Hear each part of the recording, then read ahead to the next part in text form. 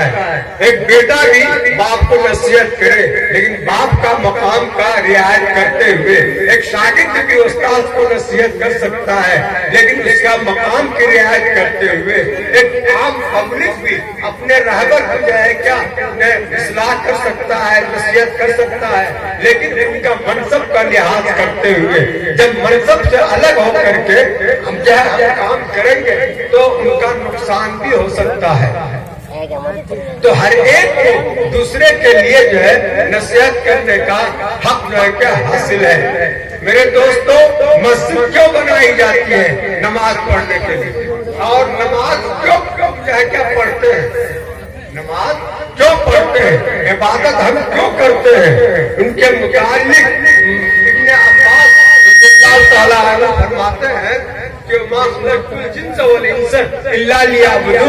इनका जो है का याबुदून का मकसद ये है कि मार्फत खुदा पैदा हो जाए, अल्लाह की मार्फत पैदा हो जाए।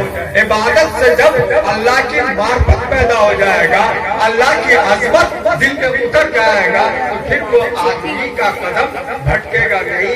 हमेशा जब जब वो कदम उठाएगा तो उनके सामने अल्लाह की अजमत आएगी और वो सही रास्ते पर चलेगा। आज हमारी नमाज हमको बुराइयों से नहीं रोक पा रही है, जबकि कुरान ने साफ कह दिया है इन्ना सलात तन्हा अनिल फ़ाहिशाइ वल मुनकर, कि नमाज तमाम बेहयाई और गलत कामों से जो है क्या रोकने वाली चीज है। लेकिन हमारी नमाज हमको जो बेहयाई और गलत काम से नहीं रोक रही है। तो इसकी वजह क्या है? एक बार किसी ने सवाल किया हजरत मुफ्ती महमूद हसन नौवरला मरकज़हू से कि हजरत कुरान में तो आया है इन्ना सलात तन्हा अनिल फ़ाहिशाइ वल मुनकर, आज नमाजी बुराइयों से कहाँ रुक रहे हैं, है ना? तो कुरान की ये आयत तो अल्लाह का कलाम है, ये तो बिल्कुल सच है, लेकिन जाहिर में तो ऐसा नहीं हो रहा है। तो हजरत मुफ्ती साहब ने फरमाया कि अजीजम, नमाज तो रोक रही है लेकिन रोक नहीं पा रही है ना, क्योंकि वो जो बुराई करने वाला है वो नमाजी, वो नफ्स उनका बहुत ताकतवर है। तो इसलिए नमाज तो रोक रही उनको, लेकिन वो इससे ज्यादा ताकतवर है, इसलिए नमाज उनको नहीं रोक पा रही है ना। लगाम जो है वो कमजोर है, इसलिए वो उसको नहीं रोक पा रही है। तो हम अपनी नमाज को मजबूत बनाएं और इतना मजबूत बनाएं कि हमारी नमाज हमको बुराइयों से रोक दे। और नमाज कैसे मजबूत होगा कि नमाज हमें खिलाफ अगर ये नहीं माना और अपने परेड में वो गलत कर रहा था, तो दूसरा बार जब मौका मिला तो तुम 2 रुपए में क्यों बिक गए थे? तुमने सही आदमी का इंतखाब क्यों नहीं किया था? बीवी से भी सवाल होगा कि तुम्हारा शौहर नमाज नहीं पढ़ता था, तुम्हारा शौहर गलत कमाई लाता था, तुमने अपने शौहर को क्यों नहीं जाए क्या रोका कि हम भूखे रह जाएंगे, लेकिन हराम कमाई छोड़ दीजिए, हराम कमाई छोड़ दीजिए।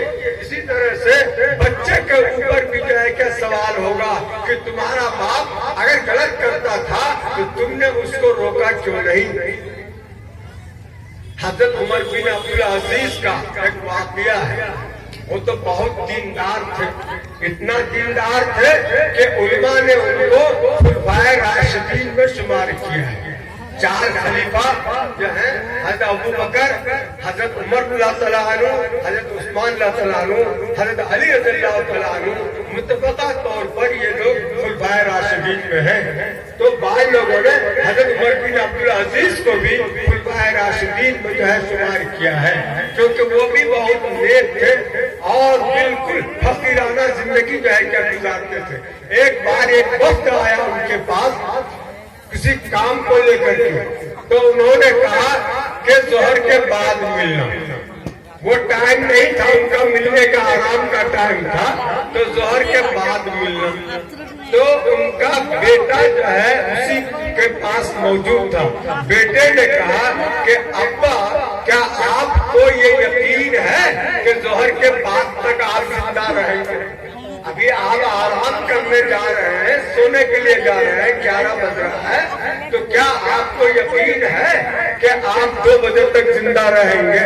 अगर खुदा न खास्ता मौत आ गई तो अल्लाह के यहाँ आप क्या जवाब देंगे कि एक मोहताज, तुम अमीर वक्त हो, अमीरुल मोमिनीन हो, तुम्हारे पास एक मोहताज अपना फरियाद लेके आया, तुमने फौरन क्यों नहीं हल किया, क्यों तुम उनको ज़ोहर के बाद के लिए टाल दिया?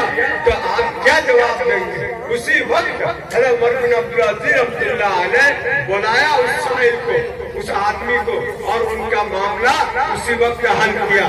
देखिए, नेक बेटे ने अपने जो है नेक बाप को नसीहत किया, और वो नसीहत इतना दिल पर उतर गई कि उसी वक्त उस फरियाद को सुनने के लिए वो तैयार हुए। तो हर शख्स के लिए ये ना एक दूसरे को जहाँ तक हो सके सुधारने की जिम्मेदारी है। हम इस बात को जो है बिल्कुल जो है दिल में जो है क्या बैठा लें कि नसीहत करना सिर्फ जो है बड़ों का जो है क्या काम नहीं है, छोटों को भी हक है कि वो बड़ों को अगर कहीं पर फिसलता हुआ देखे तो उनको जो है क्या नसीहत करे। लेकिन एक बात का लिहाज रखना चाहिए, एक बात का लिहाज रखना बहुत जरूरी है। हदीस में है ना कि कुल्लिन मिसोम, हर एक मुसलमान के लिए नसीहत का, खैर खाई का हक है, जिम्मेदारी है। लेकिन नसीहत किस तरह से किया जाए, किसको किया जाए, कितना किया जाए, इनको सीखने की जरूरत है। नसीहत करने से पहले नसीहत का तरीका सीखने की जरूरत है। बगैर सीखे अगर हमने नसीहत